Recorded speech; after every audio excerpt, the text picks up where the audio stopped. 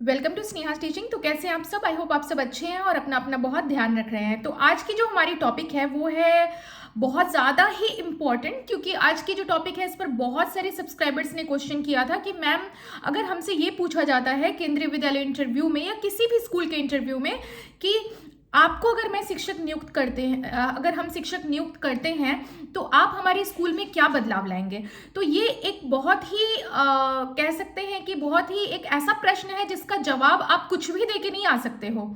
ये मैं आपको सबसे पहले वीडियो स्टार्ट करने से भी पहले मैं आपको सतर्क कर दे रही हूँ कि इसका जवाब कुछ भी देके नहीं आ जाना है, क्योंकि अगर आपने कुछ ऐसी बात कर दी ना जो आपके जो संभव नहीं है, आपने एक्साइटमेंट में ये नौकरी पाने के लिए आपके अंदर वो नौकरी पाने वाला बात है और आपने कोई फॉल्स प्रॉमिस कर दिया, मैं तो स्कूल में ये बदलाव ले आऊंगी, मैं तो स्कूल में ये कर दूंगा, मैं तो स्कूल में ऐसा कर दूंगी, जो एकदम अनरियलिस्टिक लगेगा, तो वहीं पे आपको मतलब वो सिलेक्शन कहीं ना कहीं आपका नहीं ही होगा फिर इंटरव्यू में, क्योंकि वो रियलिस्टिक आंसर आपसे एक्सपेक्ट करेंगे। तो आज मैं इस वीडियो में आपको वो कुछ आंसर जो आप दे सकते हैं वैसे कुछ आंसर आपको बताऊंगी।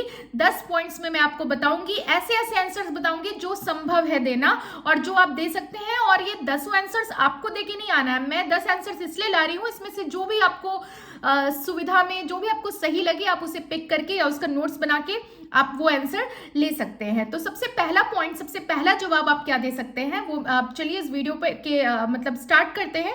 जो सबसे पहला जवाब आप दे सकते हैं जो संभव है एक टीचर के लिए और बदलाव भी आप इससे ला सकते हैं, वो है कि आप न्यू टेक्नोलॉजीज इंप्लीमेंट करके पढ़ाएंगे अलग अलग तरीके से, इंगेजिंग तरीके से। क्योंकि हाँ, ये एक बदलाव ही है जो आप ला सकते हैं, कुछ नया कर सकते हैं, क्योंकि टेक्नोलॉजी दिन प्रतिदिन टेक्नोलॉजी में बढ़ोतरी देखने को मिल रही है। आईसीटी के भी बहुत सारे रूप आ रहे हैं, बहुत ज़्यादा मतलब इन्हांस हो रहा है। टेक्नोलॉजी कभी भी पीछे की तरफ नहीं जाती है, टेक्नोलॉजी हमेशा जो तकनीक होती है हमेशा आगे की तरफ जाती है। तो तकनीक में जो भी नया होगा उसको आप जो है सबसे पहले कोशिश करेंगे कि बच्चों तक पहुंचाएं और उसको तकनीक के तरीके से, पढ़ाई को इंगेजिंग तरीके से आप कराएंगे। एक आंसर इसका ये हो सकता है।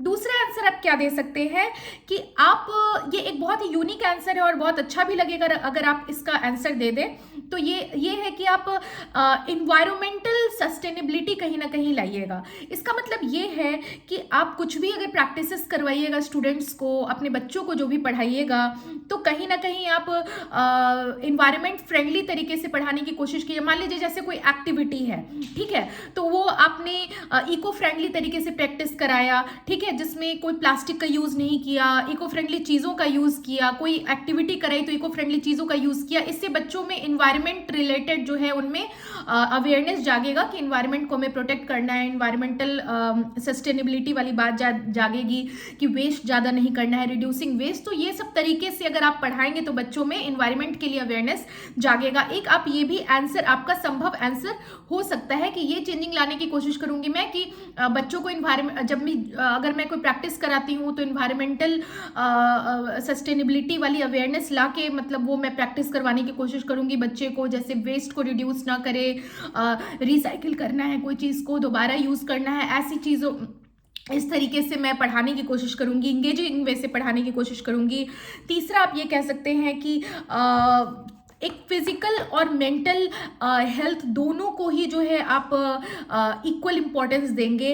ये आप चेंजिंग लाने की कोशिश करेंगे कि बच्चों को जब आप पढ़ा रहे हैं तो ना तो सिर्फ उनके फिजिकल हेल्थ का, अगर ये कोई योगा टीचर है तो वो इस चीज़ को ज़्यादा अच्छा से बोल सकते हैं, क्योंकि मैं एक योगा टीचर हूँ, मैं गेम्स टीचर हूँ, तो ये बोल सकते हैं। और जो नॉर्मल टीचर है तो वो भी बोल सकते हैं ये बात कि मैं बच्चों को फिजिकल एक्टिविटीज़ पे भी जोर डालूंगी। ऐसा नहीं है कि मैं उन्हें बस बैठा के पढ़ा रही हूँ, मैं फिजिकल एक्टिविटीज़ कंडक्ट कराने की कोशिश करूंगी, गेम्स करवाऊंगी उनसे। फिजिकल एंड मेंटल हेल्थ दोनों ही बहुत इंपॉर्टेंट फैक्टर्स होते हैं। सब्जेक्ट रिलेटेड आप बता सकते हैं, आप जिस भी सब्जेक्ट के टीचर है उससे रिलेटेड आप कोई भी एक टिप्स दे सकते हैं और उससे आप क्या चेंजेस ला सकते हैं वो भी आप बता सकते हैं। प्रोजेक्ट बेस्ड लर्निंग आप करवाएंगे, यानी गेम्स कराना, प्रोजेक्ट्स कराना। तो इस तरीके से और भी नए नए तरीके के मैं प्रोजेक्ट्स लाने की कोशिश करूंगी, नए नए तरीके के गेम्स कराने की कोशिश करूंगी। और भी मतलब होता है ना कि मैं अपने तरीके से मैं गेम्स को फ्रेम करूंगी, प्रोजेक्ट्स को फ्रेम करूंगी और कोशिश करूंगी कि मैं एक ऐसे दिलचस्प तरीके से जिससे बच्चे उसे वाकई इंजॉय करें, मैं उस तरीके से पढ़ाने की कोशिश करूंगी। तो ये भी कोशिश करूंगी कि ये भी चेंजेस आए। नेक्स्ट है एक पॉजिटिव लर्निंग इन्वायरमेंट को मैं क्रिएट करने की कोशिश करूंगी कि सकारात्मक इन्वायरमेंट, लर्निंग इन्वायरमेंट जो हो वो क्या हो, सकारात्मक हो। मेरी पूरी कोशिश रहेगी कि लर्निंग इन्वायरमेंट क्या हो, सकारात्मक हो। नेक्स्ट चेंजिंग मैं लाने की कोशिश करूंगी कि बच्चे की जो एकेडमिक परफॉर्मेंस है, जो बच्चे एकेडमिक परफॉर्मेंस दे रहे हैं, यानी उसको भी मैं इम्प्रूव करने की कोशिश करूंगी। ये मैं चेंजिंग लाने की कोशिश करूंगी कि जो बच्चे का एकेडमिक परफॉर्मेंस है वो इम्प्रूव हो। नेक्स्ट क्या है, मैं वर्क करूंगी क्रिटिकल थिंकिंग पे कि बच्चे कोई भी चीज़ को जड़ से सोचने की कोशिश करें, उस चीज़ को बहुत ही कोई चीज़ पे चिंतन करें तो क्रिटिकली करें, उस चीज़ को चारों बगल उसकी हर पहलू को देख के सोचे कोई भी चीज़। तब मतलब ऐसा नहीं है कि बच्चे को मैं रट्टा मरवा दूंगी और बच्चे बस रट्टा मार लिया और बच्चे सीख गए। तो ये मैं चेंजिंग लाने की कोशिश करूंगी, ये बदलाव लाने की कोशिश करूंगी। टीचर क्या बदलाव बोल सकते हैं, कोई रॉकेट थोड़ी बनवा देंगे स्कूल के अंदर, ऐसा थोड़ी बदलाव बोल देना है जो अनरियलिस्टिक हो। जो बदलाव पॉसिबल है वही मैं डिस्कस कर रही हूँ, ठीक है।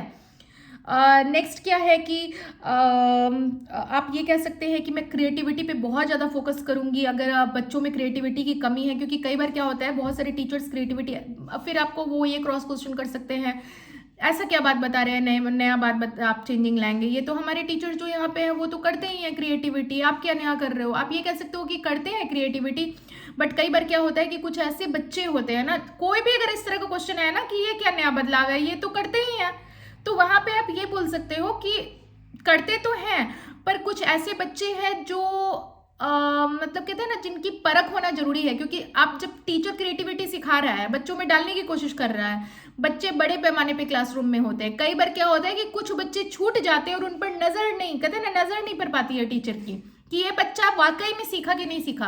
तो मैं क्रिएटिविटी तो कराऊंगी, पर मैं ये कोशिश करूंगी कि कोई भी बच्चा छूट ना जाए। कोई बच्चा ऐसा तो नहीं है जिसने उस चीज को नहीं जो उस चीज को नहीं अडेप्ट कर पा रहा। अगर नहीं अडेप्ट कर पा रहा है तो क्यों नहीं कर पा रहा है, मैं उस चीज के रीजन को भी जानने की कोशिश करूंगी। मैं कोशिश करूंगी कि मैं अगर क्रिएटिविटी करा रही हूँ या मैं क्रिटिकल थिंकिंग लाने की कोशिश कर रही हूँ, मैं रोट मेमोराइजेशन को हटाने की कोशिश कर रही हूँ, रट्टा मारने वाली बात को, तो मैं ये कोशिश करूंगी कि वो चीज हर बच्चे में पहुंचे, हर बच्चा उस चीज को कर रहा है कि नहीं, और अगर नहीं कर रहा है तो मैं उस चीज की रूट कॉज को जानने की कोशिश करूंगी कि क्यों नहीं कर रहा है, क्या बात है, क्या रीजन है, क्यों वो धीरे सीख रहा है, तो क्यों सीख रहा है। मैंने स्लो लर्नर पर भी वीडियो बना दिया, प्लेलिस्ट भी अपडेट कर दिया, देख लीजिएगा, ठीक है। ये आप कह सकते हैं।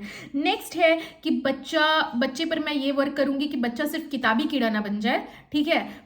सिर्फ बच्चे को किताबी ज्ञान ना हो, बच्चा सोशल कहते हैं ना, बच्चे को पूरा सामाजिक ज्ञान भी होना बहुत ज़्यादा ज़रूरी है। बच्चे को सिर्फ किताबी ज्ञान ना हो, सामाजिक ज्ञान भी हो, क्योंकि अगर आप किताबी ज्ञान दे दोगे तो बच्चा किताबी कीड़ा बन के रह जाएगा, उसको समाज का कोई भी आइडिया होगा ही नहीं। तो सोशल नॉलेज, इमोशनल स्किल्स, बच्चे को मैं भावनात्मक स्किल्स भी लाने की कोशिश करूंगी कि मैं पढ़ा रही हूँ तो बच्चा भावनात्मक स्किल्स भी एक चीज़ होती है ना, कि बच्चों को अगर कोई दूसरा बच्चा रो रहा है तो उसको उसकी फीलिंग पता है। तो मैं ये भी चेंजिंग लाने की कोशिश करूंगी। फिर वही सवाल आ सकता है, ये मैम ये तो हमारे स्कूल में जितने भी टीचर्स हैं वो सब कर लेते हैं, इसमें क्या नया बात है। तो आप उसको अपना, अगर उसका आंसर देना है ना आपको, तो उसमें आप अपना तरीका डालिए कि आप उस चीज को किस तरीके, अलग तरीके से कर सकते हो। जैसे आप ये बता सकते हो कि मैं बच्चे से कनेक्ट करने का ज़्यादा कोशिश करूंगी, मेरा बिहेवियर थोड़ा ज़्यादा फ्रेंडली है, मुझे बच्चे ज़्यादा पसंद है, तो मैं बच्चों से एकदम करीबी से कनेक्ट करने की कोशिश करूंगी। और मेरा जो तरीका है, मैं ये बिलीव करती हूँ कि मेरा तरीका जो है वो बहुत ही ज़्यादा चाइल्ड फ्रेंडली है, तो बच्चे मेरे से ज़्यादा कनेक्ट होते हैं। तो इस तरीके से उनको खिला के, मेरा ये जो तरीका है उस तरीके के थ्रू मैं बच्चे के अंदर स्किल्स को डेवलप करूंगी। ये आंसर इसका, आप अगर ऐसे आंसर देते हैं ना तो फिर कनेक्ट करेंगे आपसे इंटरव्यूअर, ठीक है। तो अगर आप कोई भी चेंजिंग बता रहे हैं कि आप ये चेंजिंग ला रहे हैं, तो इस चीज का बहुत खास ख्याल रखना है आपको कि वो चेंजिंग आप यूनिक तरीके से कैसे ले आ सकते हो। क्योंकि आपसे क्रॉस क्वेश्चन होगा कि आप जो चेंजिंग ला रहे हो वो तो पहले से हमारे टीचर्स हैं, तो सब टीचर्स का तरीका अलग है, वो ऐसे पहले से कर रहे हैं, तो आप कैसे करोगे उस चीज को।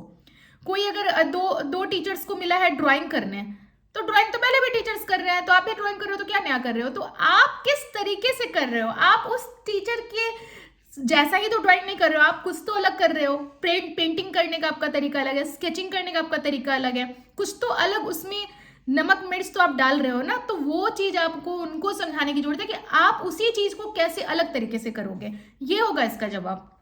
नेक्स्ट आप ये कह सकते हो कि एक sense of respect to all children, हर चिल्ड्रन को, हर बच्चे को एक दूसरे को रिस्पेक्ट होना चाहिए। क्योंकि कई बार क्या होता है कि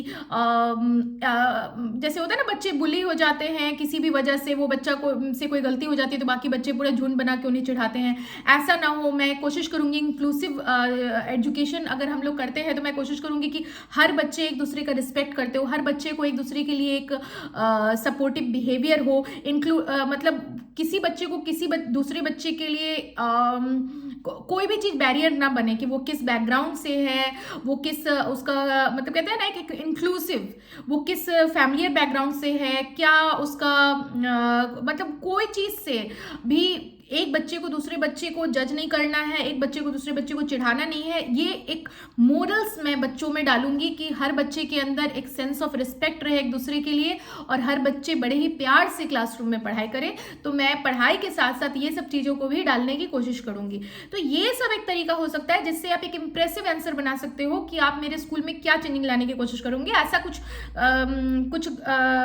ऐसा कोई वादा या कमिटमेंट मत कर दीजिएगा कि वहां पे आपने नौकरी पाने के लिए कुछ भी बोल के आप आ गए। जो पॉसिबल आंसर है, एक टीचर क्या कर सकता है, पॉसिबल आंसर ही दे सकता है, तो पॉसिबल आंसर ही देना है वहां पे। और वहां पे वो आपसे क्रॉस करेंगे कि ऐसा क्या नया बात है, ये तो ऐसे भी होता है। तो मैंने आपको उसकी तरकीब बता दी है कि इस चीज को कैसे हैंडल करना है। ठीक है, तो आई होप आज की वीडियो अगर थोड़ी भी हेल्पफुल रही हो तो लाइक प्रेस कीजिएगा, सब्सक्राइब कीजिएगा, और अगर आप चैनल पे न्यू हो तो बेल आइकन प्रेस कीजिएगा ताकि मेरी नेक्स्ट वीडियो आपको मिल जाए। टीचिंग सिचुएशन से रिलेटेड मैं इसी तरह से इंटरेस्टिंग क्वेश्चंस और उसके आंसर्स लाती रहती हूँ। मिलती हूँ नेक्स्ट वीडियो में, तब तक के लिए गुड बाय।